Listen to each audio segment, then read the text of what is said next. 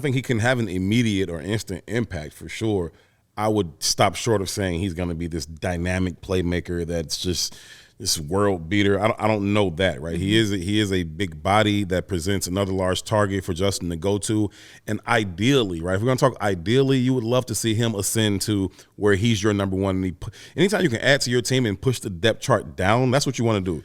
Usually the Bears, when they add, especially like at playmakers on offense, they kind of add from the bottom. And like this guy might be number 4, number 3 receiver. And so if you can add from the top and push Mooney down or push Inkill or push EQ down, that's ideal.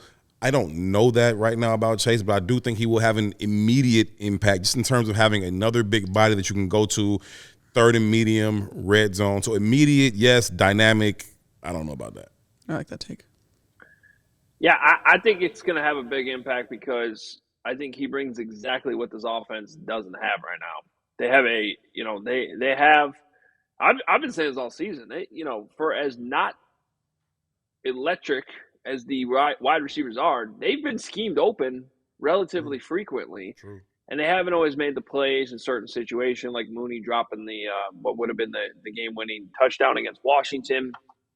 But they have a quarterback that throws a great deep ball. It's one of his strengths. And they don't have right now the guys, and I say plural, because you need to have more than one. If you just have one, it's relatively easy to stop that guy from, taking the top off the defense, and that's been the case. I think Mooney can do it. We've seen Mooney make incredible catches downfield, but there needs to be somebody else in that offense that catches the first throw to Equanimeous St. Brown that was underthrown, but sometimes that's going to happen. Guys got to go make plays for you sometimes. Or the other one, to Velus, which was as good of a deep ball as you could ever throw, and it wasn't caught. So just think about in games if those plays are made, like those 2 or 3 deep balls a game, those plays get made.